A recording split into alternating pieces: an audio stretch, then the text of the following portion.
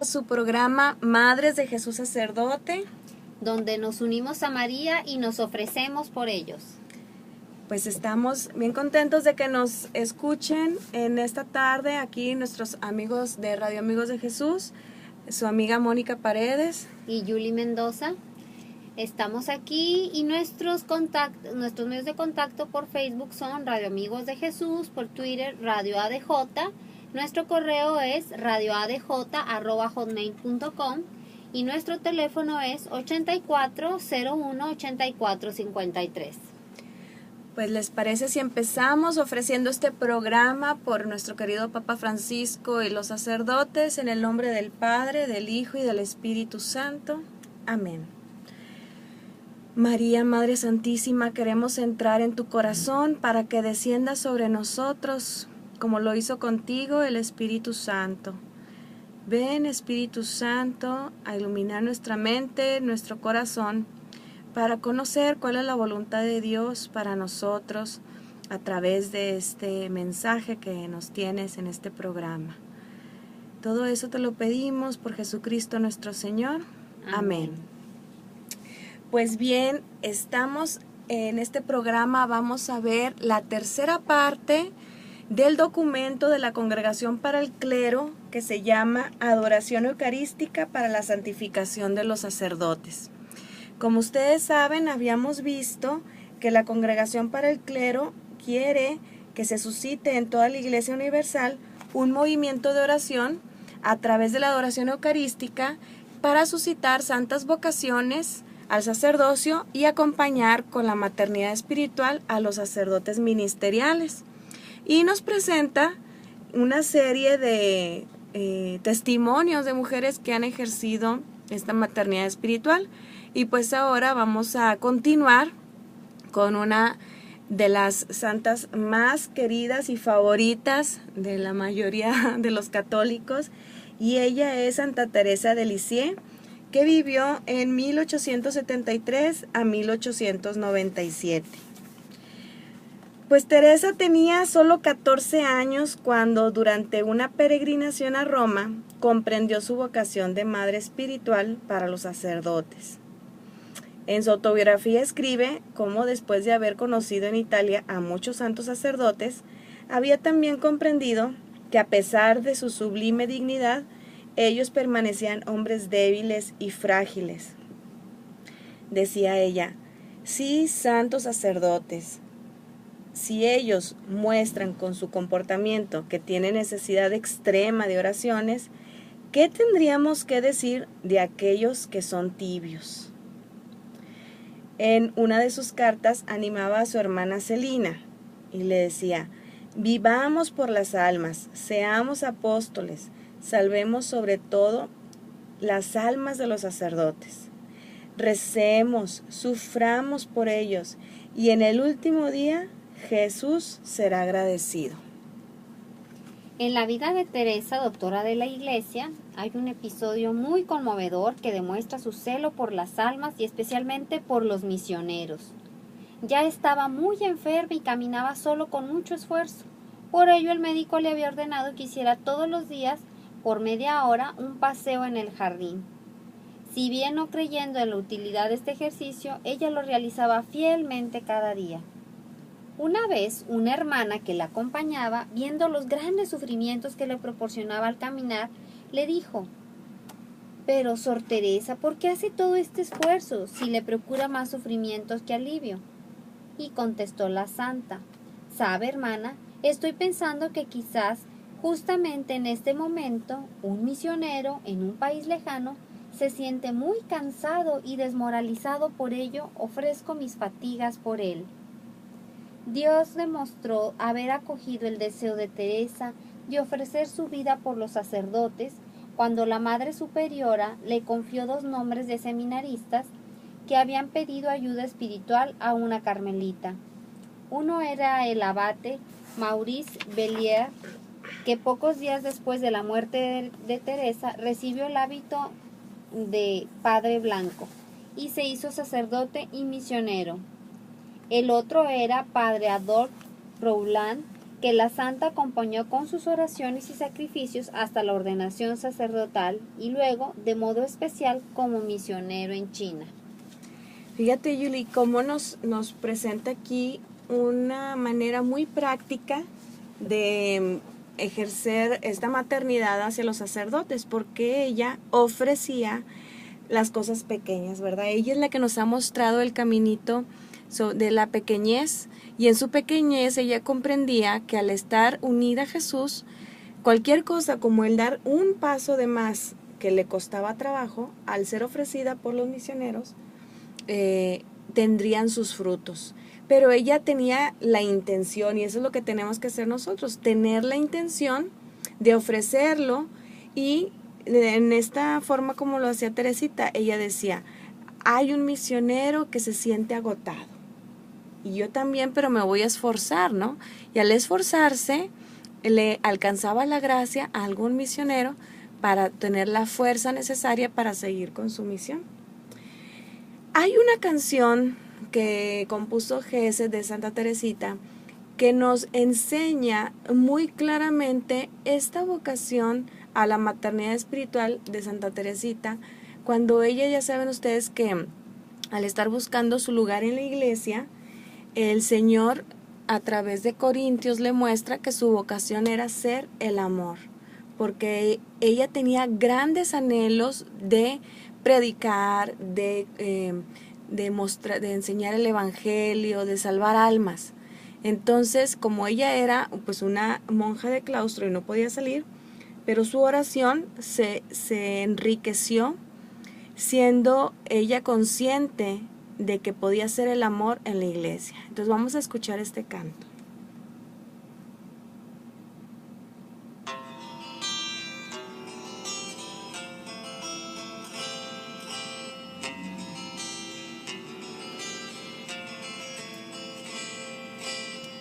Yo quiero ser la devoción del sacerdote al consagrar, al ofrecer tu cuerpo y sangre en oblación, al celebrar el santo sacramento del altar. Yo quiero ser la devoción. Yo quiero ser el fuego que enardece el corazón de cada misionero que se lanza a proclamar la luz del evangelio hasta el último confín. Yo quiero ser el fuego, yo quiero ser el celo del profeta y del apóstol, para guardar fielmente el tesoro de la fe, para enseñar, iluminar y defender. Yo quiero ser el fuego, yo quiero ser el pulso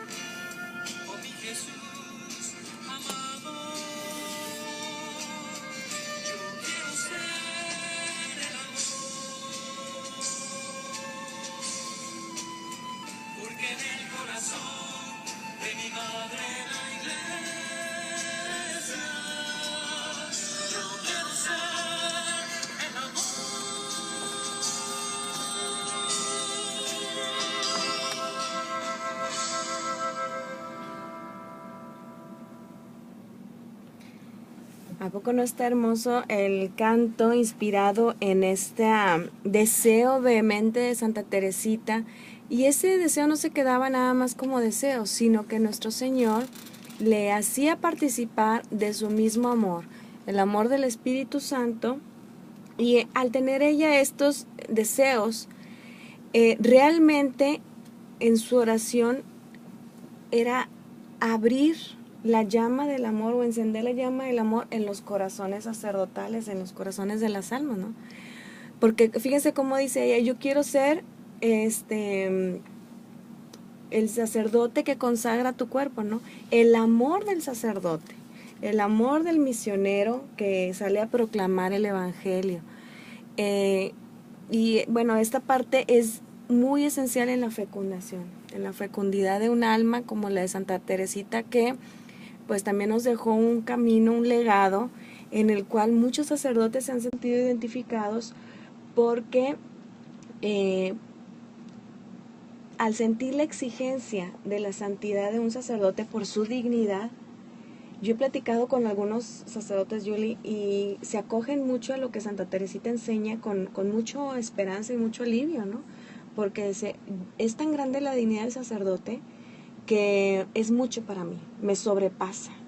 Sin embargo, yo doy mi pequeñez y se la entrego a nuestro Señor y Él hará lo que Él quiera con eso, ¿no? En el día a día, en el paso a paso, cumpliendo la voluntad de Dios, el Señor multiplicará y hará fecundo el trabajo del sacerdote. Pues de Santa Teresita podríamos decir muchas cosas, pero en cuanto a la maternidad espiritual, ese es el ejemplo que nos deja este documento, ¿verdad? Ahora vamos a ver al beato cardenal Clemens August von Galen. No sé si se pronuncia así, pero él es de la época de 1878 a 1946. El 13 de septiembre de 1933, a sus 55 años, el párroco Clemens fue nombrado obispo de Münster por el Papa Pío XI. Conforme a su lema de no dejarse influenciar ni por la alabanza ni por el miedo, protestó públicamente en contra de las medidas terroristas de la Gestapo y denunció al Estado que había dañado los derechos de la Iglesia y de los creyentes. En 1946, el Papa Pío XII nombró cardenal al obispo de Münster por sus méritos y por el extraordinario coraje en el profesar la fe.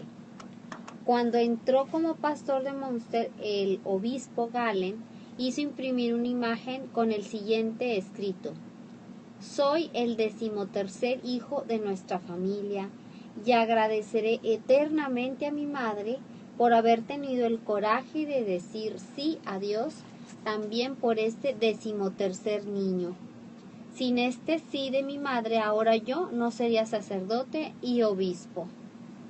Qué hermoso testimonio y la claridad que tuvo el cardenal Clemens de que se lo debía a su mamá, ¿verdad? Y tener la conciencia, porque el tener la conciencia te hace ser agradecido y ver el don, ¿verdad? Sentirte más parte de ese don que has recibido. Pues sí, porque era el 13º, ¿verdad? Muchas veces hemos escuchado testimonios, ya los platicaremos en otro programa, de sacerdotes que pues también eran los más pequeños y las mamás pudieron haberse cerrado la vida o haber abortado. Sin embargo, pues no, ahí está el premio. Tener un sacerdote en casa es un premio, ¿verdad? Y pues ahora vamos a ver al siervo de Dios Juan Pablo I. Él también nos tiene un testimonio muy bonito acerca de su mamá. Y dice: me lo enseñó mi madre. Juan Pablo I inició su última audiencia general en septiembre de 1978 rezando el acto de caridad. Dios mío, te amo con todo el corazón, más que a cualquier cosa, porque eres bien infinito y nuestra eterna felicidad.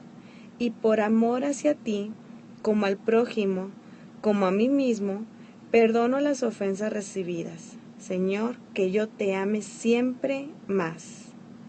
Es una famosa oración con las palabras de la Biblia. Me la enseñó mi madre y procuro rezarla muchas veces al día. Pronunció estas palabras sobre su madre con un tono de voz tan tierno que los presentes en la sala de la audiencia respondieron con un aplauso impetuoso. Entre ellos, una joven mujer dijo con lágrimas en los ojos: «¿Cómo es conmovedor que el Papa hable de su madre? Ahora entiendo mejor qué influencia podemos tener las madres sobre nuestros hijos». Qué bonito testimonio, ¿verdad?, del Papa Juan Pablo I. Y seguimos. Ahora con Anna Stang. Ella nació en 1909 a 1996. Ana nació en 1909 en la parte alemana del río Volga, en una numerosa familia católica. Era solo una alumna de 9 años cuando experimentó el inicio de la persecución y escribió. En 1918, en segundo grado, al inicio de las lecciones, todavía rezábamos el Padre Nuestro. Un año después ya estaba prohibido y el párroco no tenía más permiso de entrar en la escuela. Se comenzaba a reír de nosotros cristianos. No se respetaban más a los sacerdotes y los seminaristas fueron destruidos. Cuando tenía 11 años, Ana perdió al padre y a algunos hermanos y hermanas por una epidemia de cólera. Poco tiempo después también murió la mamá y ella, que había apenas cumplido 17 años, se hizo cargo de los hermanos y las hermanas más pequeños. No solo no tuvo más a los padres, sino también nuestro párroco murió en aquel periodo y muchos sacerdotes fueron arrestados. De este modo nos quedamos sin pastores. Este fue un golpe duro. La iglesia en la parroquia vecina todavía estaba abierta, pero también allí no había más que un sacerdote. Los fieles nos reuníamos lo mismo para rezar, pero sin el pastor la iglesia estaba abandonada. Lloraba y no podía calmarme. Cuántos cantos, cuántas oraciones la habían colmado y ahora parecía todo como muerto. En la escuela de este profundo sufrimiento espiritual, desde entonces Ana inició a rezar de modo particular por los sacerdotes y los misioneros. Señor, dónanos de nuevo un sacerdote, dónanos la Santísima Comunión. Ofrezco todo con gusto por amor hacia ti, oh Sacratísimo Corazón de Jesús. Ana ofreció por los sacerdotes todos los sufrimientos sucesivos, especialmente cuando en 1938, en una noche, su hermano y su esposo, estaba felizmente casada desde 7 años, fueron arrestados y nunca más regresaron. En 1942, Ana, joven viuda, fue deportada a Kazajistán junto a sus 3 hijos. Fue duro afrontar el frío invierno, pero luego llegó la primavera. En aquel periodo lloré mucho, pero también recé muchísimo. Tuve siempre la impresión que alguien me tenía a la mano. En la ciudad encontré algunas mujeres de fe católica. Nos reuníamos escondidas los domingos y en los días de fiesta para cantar y rezar el rosario. Yo suplicaba a menudo: María, nuestra querida Madre, mira cómo somos pobres. Dónanos de nuevo sacerdotes, maestros y pastores. Desde 1965 la violencia de la persecución disminuyó y Ana pudo ir una vez al año a la capital de Kirguistán, donde se encontraba un sacerdote católico en exilio. Fíjate qué interesante, Yuli. Y fíjate, cuando en Bishkek fue construida nada menos que una iglesia, fueron con Victoria, una conocida suya, para participar de la Santa Misa. El viaje fue largo, más de 1000 kilómetros, pero para nosotros fue una gran alegría, dijo ella. Por más de 20 años no habíamos visto un sacerdote ni un confesionario. El pastor de aquella ciudad era anciano y había sido encarcelado a causa de su fe, por más de 10 años. Mientras me encontraba ahí, me confiaron las llaves de la iglesia. Así pude hacer largas horas de adoración. Nunca habría pensado poder estar tan cerca del tabernáculo. Llena de alegría, me arrodillé y lo besé. Antes de partir, Ana tuvo el permiso de llevar la Santa Comunión a los católicos más ancianos de su ciudad, que nunca hubieran podido ir personalmente.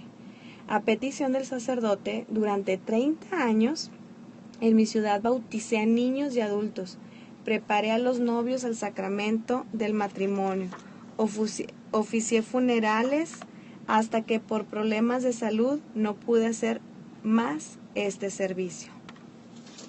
No se puede imaginar la gratitud de Ana cuando en 95 encontró por primera vez un sacerdote misionero. Lloró de alegría y conmovida exclamó: llegó Jesús, el sumo sacerdote. Rezaba desde hacía décadas para que llegara un sacerdote a su ciudad, pero alcanzando 86 años, había casi perdido la esperanza de ver con sus ojos la realización de este deseo profundo. La Santa Misa fue celebrada en su casa, y esta mujer maravillosa, con ánimo sacerdotal, pudo recibir la Santa Comunión. Por todo el día Ana no comió nada más, queriendo expresar así su profundo respeto y su alegría. Oye, Yuli, ¿Cuántos años esperó? fíjate, y cómo ella fue ejerciendo su sacerdocio bautismal, ¿verdad? Haciendo lo que podía como sacerdote por medio del bautismo. Y fíjate que les quiero compartir un video, bueno, es más bien un audio para nuestros amigos que nos escuchan, donde un sacerdote narra precisamente esta historia, pero él estaba presente. Entonces, fíjense, les quiero compartir cómo él lo narra. Qué buena iniciativa rezar por los sacerdotes y qué modo tan práctico de hacerlo a través de oracionporlossacerdotes.com. Cuando estaba en Kazajistán, que es un país grande, muy grande, del tamaño de Europa, para el cual había poquísimos sacerdotes, encontré sitios donde nunca en la vida había habido un sacerdote. Desde tiempos de Jesucristo, es un país que se formó por deportaciones.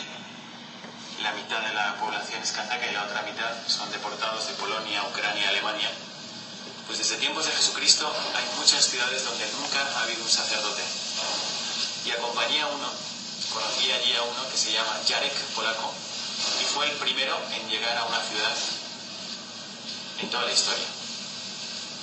Nosotros buscábamos los apellidos en el listín de teléfonos, en la lista, en el elenco telefónico, para ver si había algún apellido de origen europeo, porque si había un apellido de origen europeo, pues probablemente los nietos o los bisnietos eran los que estaban ahí, y los tatarabuelos o los bisabuelos a lo mejor habían sido cristianos.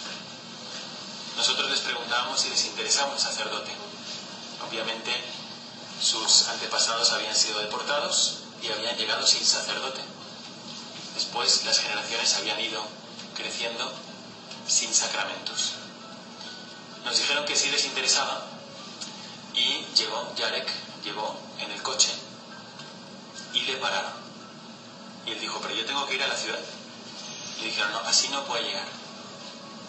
Le hicieron bajar y le subieron en un burro, como si fuera Cristo en Jerusalén. Y le fueron llevando con el burro hacia el centro de la ciudad, todo el camino lleno de flores. Y cuando llega a la plaza, todo lleno de católicos. Yo pensé que iba a haber nada más 2 o 3 viejecitas, pero no, había niños, había jóvenes, había ancianos, había matrimonios, y en el centro había una señora muy mayor. Y esa señora había sido la responsable de todo. Había bautizado a todos, les había preparado para los sacramentos, les había enseñado el catecismo. Pues esa señora empieza a avanzar, llega hasta donde está Jarek, se arrodilla y le besa los pies. Y cuando mi amigo pues ve que le está besando los pies, la alza, y la señora le dice: bienvenido Jesucristo. Y a mí me impresionó mucho, pero él pensó que estaba loca y empezó a decirle: no señora, mire, yo no soy Jesucristo, es un error, yo soy un sacerdote. Y la señora le dijo: tú eres Jesucristo, porque hoy tendremos con nosotros la Eucaristía. Hay muchísimos Ese día fue la primera comunión de todos y tendrían que ver qué cara tenía la gente haciendo la comunión a los 80 años, a los 75 años. Hay muchísimos sitios donde no hay sacerdotes y la oración es eficaz. Nosotros podemos ayudar mucho para que los jóvenes respondan. Lo tienen muy difícil. Muchos jóvenes escuchan la voz de Dios, la escuchan en su interior, pero no saben de dónde viene, no saben si es de Dios o no. Se dice que hay crisis de vocaciones, pero no es verdad, porque vocación significa llamada, y Dios sigue llamando, Dios llama mucho. Lo que hay es crisis de respuestas, porque los jóvenes se encuentran agobiados, no se les ayuda a responder a Dios, no reciben permiso de sus padres para ser buenos. Pueden pedir muchos permisos y los reciben, pero si se trata de entrar al seminario para ser mejor, para ayudar a los demás, es muy costoso para toda la familia. Entonces tenemos que rezar por ellos, y tenemos que rezar para los que ya son sacerdotes, para que de verdad seamos puentes que lleven a los hombres a la orilla de Dios, que no seamos muros donde la gente se quede y no pueda pasar más allá, sino que seamos puentes y que les llevemos a Dios. La vida del sacerdote es como ir pasando por la playa y encontrar muchísimos peces que están en la arena y están boqueando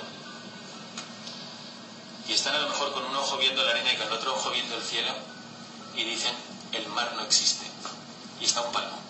Y el sacerdote agarra a estos peces y los va poniendo en el mar y esta es la sensación que tienes cuando pasas tu vida como sacerdote. Agarras las almas y las pones en el mar de Dios, y esto es lo más necesario que hay. Así que os invito a uniros a oracionporlosacerdotes.com, a reservar vuestra hora, porque es un modo muy práctico de apoyar a los sacerdotes. Misteriosamente, Dios ha encadenado muchísimas gracias para ellos a nuestra oración. Así que no cuesta nada dar el clic y después ser constante con este compromiso, que además es un beneficio para nuestra propia alma. Muchísimas gracias a los responsables de esta página por esta iniciativa tan buena, y ahí tenéis ya mi nombre para que también me encomendéis mucho. Gracias. Pues, ¿qué les parece? Esta historia está hermosísima y muy real, es de lo que ha pasado hace poco en nuestra iglesia, ¿verdad? Bueno, y continuando con el documento, una vida ofrecida por el Papa y la Iglesia. En el sentido más verdadero, justamente en el corazón del Vaticano, a la sombra de la cúpula de San Pedro, se encuentra un convento consagrado a la Mater Ecclesiae, a la Madre de la Iglesia. El edificio simple, usado en precedencia para distintas finalidades, hace algunos años fue reestructurado para adecuarlo a las necesidades de una orden contemplativa. El mismo Papa Juan Pablo II hizo que este convento de clausura fuera inaugurado el 13 de mayo de 1994, el día de la Virgen de Fátima. Aquí las religiosas habrían consagrado su vida por las necesidades del Santo Padre y de la Iglesia. Esta tarea es confiada cada 5 años a una orden contemplativa diferente. La primera comunidad internacional estaba formada por clarisas provenientes de 6 países: Italia, Canadá, Ruanda, Filipinas, Bosnia y Nicaragua. Su lugar luego fue tomada por las carmelitas, que han continuado a rezar y ofrecer su vida por las intenciones del Papa. Desde el 7 de octubre del 2004, fiesta de la Virgen del Rosario, se encuentran en el monasterio 7 hermanas benedictinas de 4 nacionalidades: una filipina, una estadounidense, 2 francesas y 3 italianas. Con esta fundación, Juan Pablo II mostraba a la opinión pública mundial, sin palabras, pero de modo muy claro, cuánto la escondida vida contemplativa sea importante e indispensable también en nuestra época moderna y frenética, y cuál valor le atribuye a la oración en silencio y sacrificio escondido. Si él deseaba tener en sus cercanías a religiosas de clausura para que rezaran por él y por su pontificado, esto también revela la profunda convicción que la fecundidad de su ministerio de pastor universal y el éxito espiritual de su inmensa obra provinieran en primera fila de la oración y del sacrificio de otros. ¿Te imaginas la conciencia del Papa para tenerlas ahí y a ellas exclusivamente para rezar por el Papa, ¿no? Yo creo que las quería sentir cerca porque sabes que todas las órdenes religiosas rezan por el Papa y todos en cada Eucaristía rezamos por el Papa, pero él necesitaba sentirla cerca, ¿no? Y como madres espirituales, porque bueno, hay órdenes de hombres religiosos que rezan por los sacerdotes, claro. ¿sí? Pero sin embargo él escogió pues un reflejo de María, que son las religiosas contemplativas, que estaban orando pues por él de claustro, sí. Pues no es casualidad que el Santo Padre haya elegido órdenes femeninas para esa tarea. En la historia de la Iglesia, siguiendo el ejemplo de la Madre de Dios, siempre fueron las mujeres a acompañar y a sostener con la oración y el sacrificio el camino de los apóstoles y de los sacerdotes en su actividad misionera.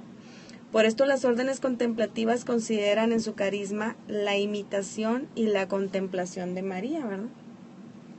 La Madre María Sofía Fichetti, actual priora del monasterio, define la vida de su comunidad como una vida mariana cotidiana.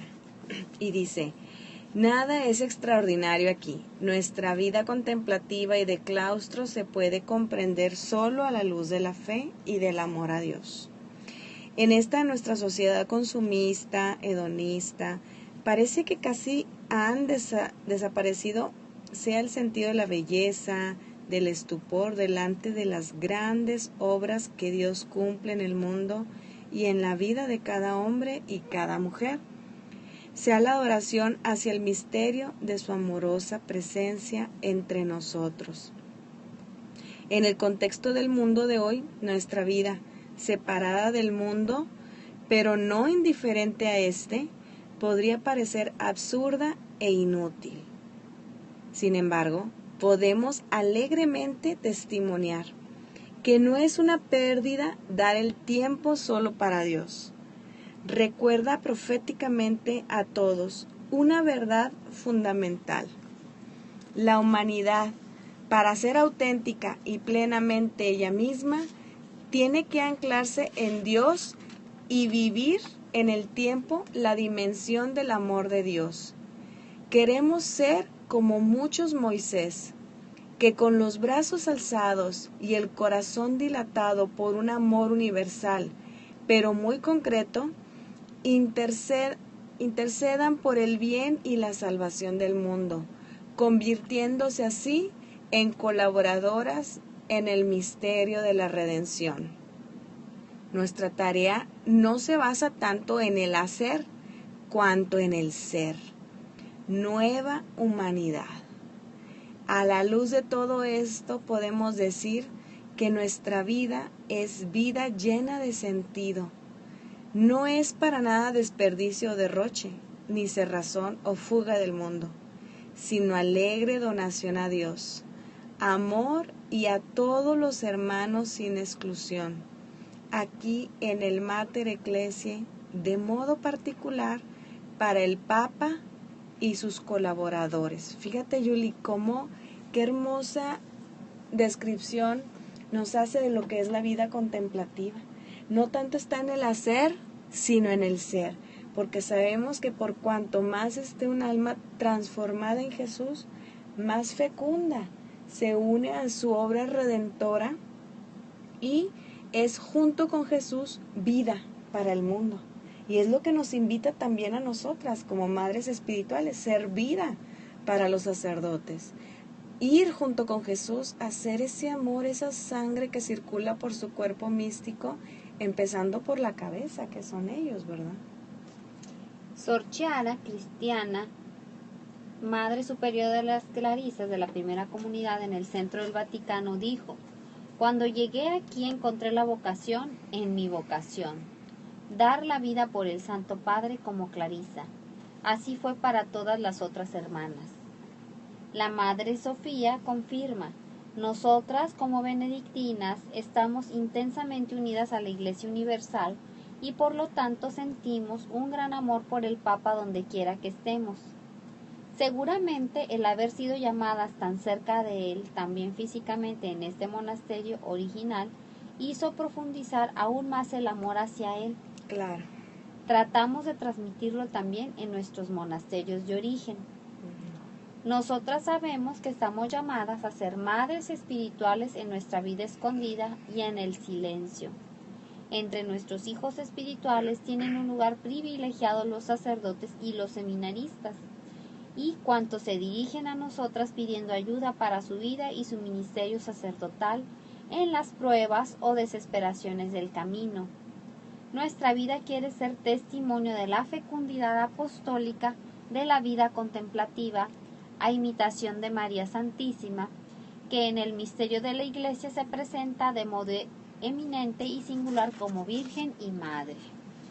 Wow. Fíjate, Mónica, esto último que comentaba esta religiosa. Una vida contemplativa es una vida encerrada en claustro, pero muy unida a la Santísima Trinidad, que da mucho fruto. Y cuando tú estás gestando un bebé, que no sabes cuál va a ser su misión y eso, pues la vida en el vientre pues es de silencio para el bebé. Formándose, ¿verdad? La Santísima Trinidad lo está formando y así es la maternidad espiritual. O sea, tú estás orando por aquella alma y de alguna manera pues lo estás gestando para esa misión que Dios le tiene, o sosteniendo, como decía ahorita la otra religiosa, sosteniéndole las manos como Moisés para que siga adelante con su ministerio, sea fiel a él y siga siendo perseverante. Así es. Fíjate que estaba platicando el otro día con una religiosa que también es contemplativa, de claustro, y ella decía, me platicaba su experiencia de cuando llegó a cierta edad que necesitaba sentirse madre, como toda mujer que traemos impreso en nuestro ser, en nuestra esencia, pues esa maternidad, ¿no? Entonces ella le expresaba a Jesús ese deseo, esa necesidad de sentirse madre. Y aunque ella se sabía madre espiritual de las almas, aquí Jesús aprovechó su despertar, su necesidad, para aclararle ampliamente cómo ella era fecunda en su alma, ¿no? Y entonces le empezó a hablar acerca de su unión con María y cómo unidas a María ella podía ser madre de Jesús y madre de toda la humanidad. Y bueno, empiezan con los sacerdotes porque Jesús es el sacerdote en la tierra. El sacerdote en la tierra es Jesús. Y entonces ella me platicaba cómo fue su desarrollo de la pues meditación, contemplación, aceptación de su maternidad, y fue llevándola al Señor desde contemplar a Jesús cuando está en el vientre de María y cómo María ejercía su maternidad sobre él, y ella se imaginaba la sociedad, a las almas, también como en el vientre de María, ¿no? Donde viene el Espíritu Santo, la Trinidad, a transformar en Jesús. Y así se la fue llevando el Señor, Jesús niño, Jesús joven, Jesús predicador, hasta en la cruz, cómo se va ejerciendo esa maternidad. Y bueno, ahí en la cruz Jesús está representado por todos nosotros que sufrimos. Tanto puede ser por una esclavitud del pecado, o puede ser por los sufrimientos propios humanos, de la condición humana, pues de las relaciones y todo eso, todos sufrimos, ¿no? Y entonces el ella ponerle caras y hacerlo de una forma más palpable, la renovó totalmente en su vocación de madre espiritual. Entonces le dio un nuevo sentido a su vocación. Como es inagotable y creativo el Señor, ¿verdad? Sí. O sea, y ya llevaba muchos años de vida, pero consagrada, pero ella como que se había enfocado mucho en consolar el corazón de Jesús, en su relación ella y Jesús. Y sí sabía que su oración pues era para la iglesia en general, pero el aspecto maternal fue el Señor despertándoselo ahí de esa manera tan tan hermosa como es el Señor, ¿verdad?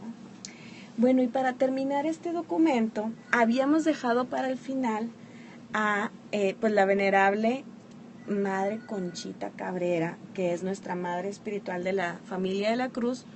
La habíamos dejado para el final porque queríamos dedicarle muchos programas.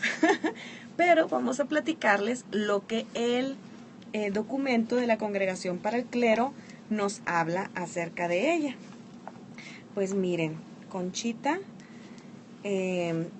pues fue esposa y madre de muchos hijos, tuvo 9.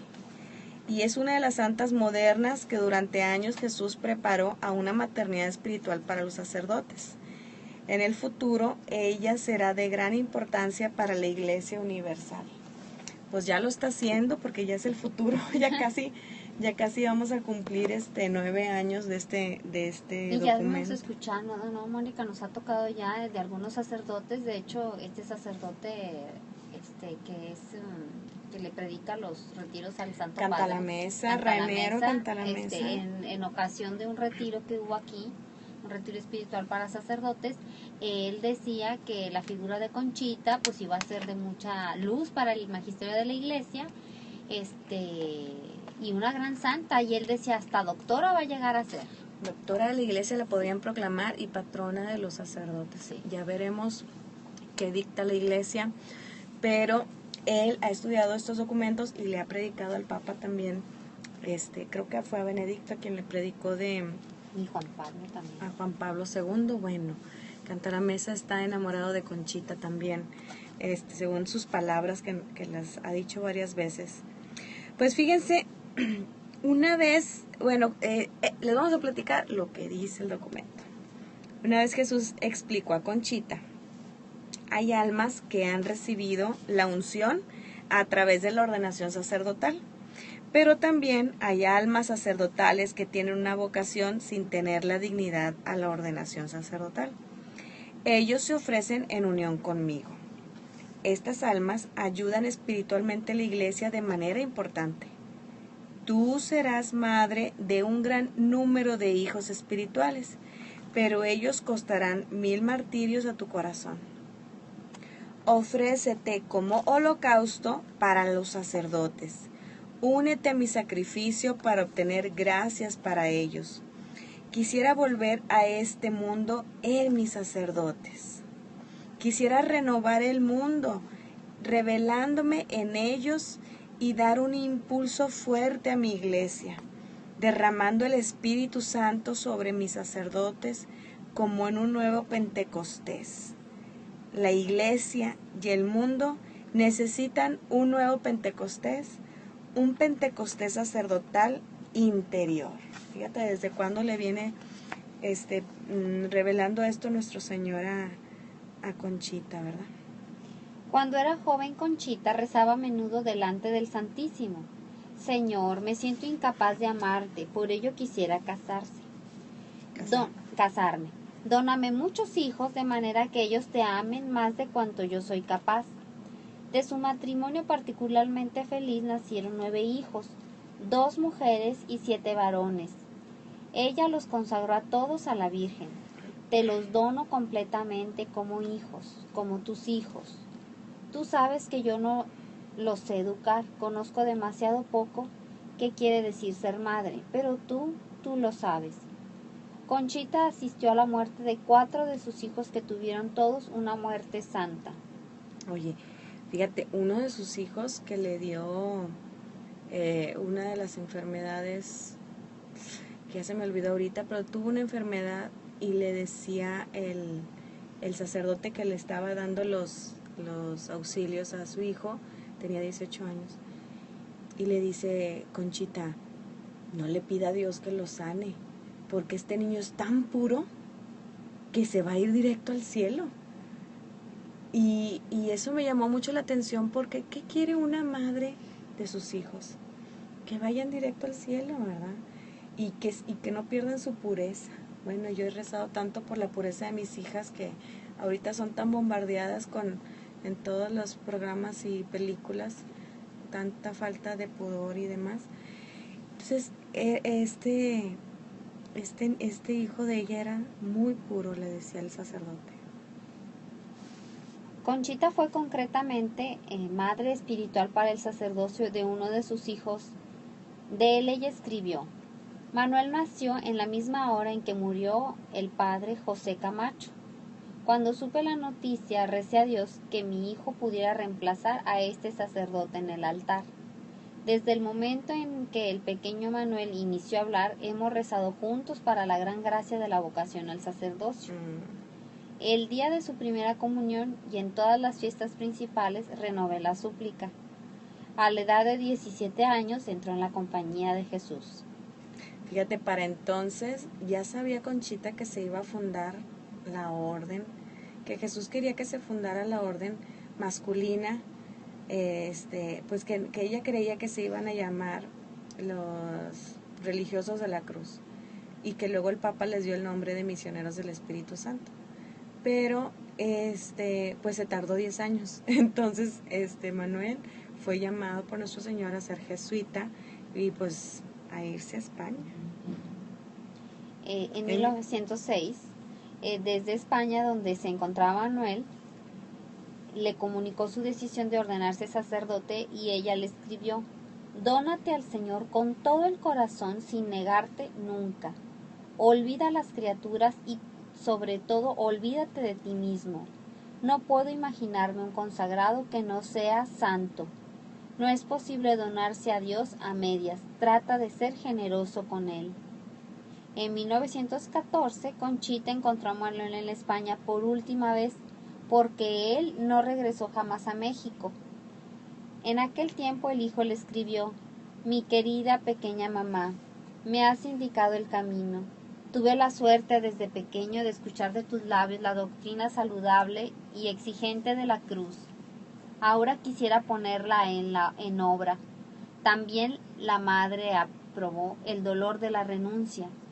Llevé tu carta delante del tabernáculo y dije al Señor que acepto con toda mi alma este sacrificio. El día siguiente puse la carta sobre mi pecho mientras recibía la Santa Comunión para renovar el sacrificio total. Que es, el sacrificio pero nunca vuelve a ver a su mamá. O sea, él promete no regresar a México. Ofrece como sacrificio eso. En su gran amor por Jesús, decía él: ¿qué le ofreceré a nuestro Señor que me duela tanto? Y eligió el no volver a ver a su mamá. Claro, que pues también para el sufrimiento de su mamá, ¿verdad? Pero, y sí, y aquí es donde vemos, Julie, que no es posible para una mamá, por muy santa que sea, dejar que no te duela no ver a un hijo, ¿no? O tenerlo lejos, aunque sea sacerdote. O sea, esa yo creo es una parte natural. Nuestra Madre Santísima María pues nos muestra el dolor que ella tuvo en la cruz, no un dolor escandaloso y como algunos pudieran pensar, pero el dolor está presente, y yo creo que ese dolor también es redentor, y Conchita obviamente lo ofreció por su mismo hijo, ese sacrificio que no solo su hijo iba a hacer, sino pues ella también, ¿verdad? Y toda la familia, porque pues antes sí lo pudo ver en España en aquella peregrinación donde fue Conchita a ver al Papa Pío XII, pues llegó de pasadita a España y fue la única vez que lo vio desde sus 17 años que partió hasta que pues Conchita murió, que fue en el 37, y él se fue a principios, fueron como 30 años que no lo vio. Pues bueno, el 23 de julio de 1922, una semana antes de la ordenación sacerdotal, Manuel, que por aquel entonces tenía 30 años, escribió a su madre: Mamá, enséñame a ser sacerdote. Háblame de la alegría inmensa de poder celebrar la Santa Misa. Entrego todo en tus manos como tú me has custodiado sobre tu pecho cuando era niño y me has enseñado a pronunciar los hermosos nombres de Jesús y María para introducirme en este misterio. Me siento de veras un niño que te pide oraciones y sacrificios. Apenas he ordenado sacerdote, te enviaré mi bendición y después acogeré de rodillas la tuya.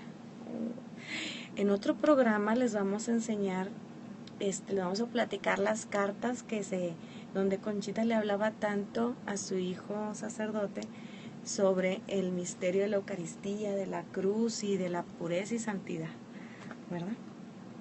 Pues cuando Manuel fue ordenado, el 31 de julio de 1922, en Barcelona, Conchita se levantó para participar espiritualmente en la ordenación. A causa de la diferencia de horario en México, era de noche. Ella se conmovió profundamente y dijo: soy madre de un sacerdote. Solo puedo llorar y agradecer. Invito a todo el cielo a agradecer en mi lugar, porque me siento incapaz por mi miseria. Años después escribió al hijo: no logro imaginarme un sacerdote que no sea Jesús, y aún menos cuando forma parte de la compañía de Jesús. Rezo por ti para que tu transformación en Cristo, desde el momento de la celebración, se realice de modo que tú seas Jesús de día y de noche. 17 de mayo de 1932. ¿Qué haríamos sin la cruz? La vida sin dolores que unen, santifican, purifican y obtienen gracias sería insoportable. El padre Manuel murió a los 66 años en olor de santidad. El Señor hizo comprender a Conchita la función de su apostolado y le dijo: te confío todavía otro martirio. Tú sufrirás lo que los sacerdotes hacen en mi contra. Tú vivirás y ofrecerás por su infidelidad y miseria. Esta maternidad espiritual para la santificación de los sacerdotes y de la Iglesia la consumió completamente. Y Conchita murió en 1937 a los 75 años. Bueno, y aquí nada más nos da una pequeña probadita de lo que él escribió a su hijo Manuel, pero ella ejerció una gran maternidad espiritual hacia los sacerdotes, incluso los obispos. Tiene historias fascinantes que el Señor le ha permitido vivir precisamente para que desarrollara esta maternidad espiritual y también todo lo que tuvo que sufrir, porque ella se ofreció como víctima por los sacerdotes. Ella estaba tan íntimamente unida a Jesús, sacerdote y víctima, que se configuró en él, en Jesús, sacerdote y víctima.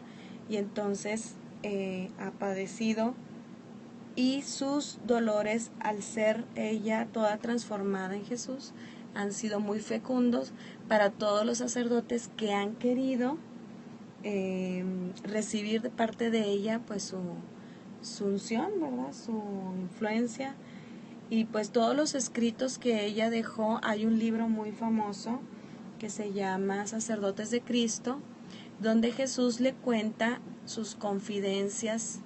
Jesús le dice que le iba a contar unas confidencias, y se tardó como más de 3 años escribiendo todo lo que Jesús le inspiraba acerca de los sacerdotes, y posteriormente uno de los obispos, su amigo, el padre Monseñor Ibarra, los reunió todo lo que ella había escrito, y lo publicó, y lo publicó en latín para que nada más lo pudieran leer los sacerdotes, y lo entregó a todos los sacerdotes y lo compartió con otros obispos para que a su vez se los dieran a sus sacerdotes, y ese mismo libro también se lo llevaron al Papa para que lo tuviera.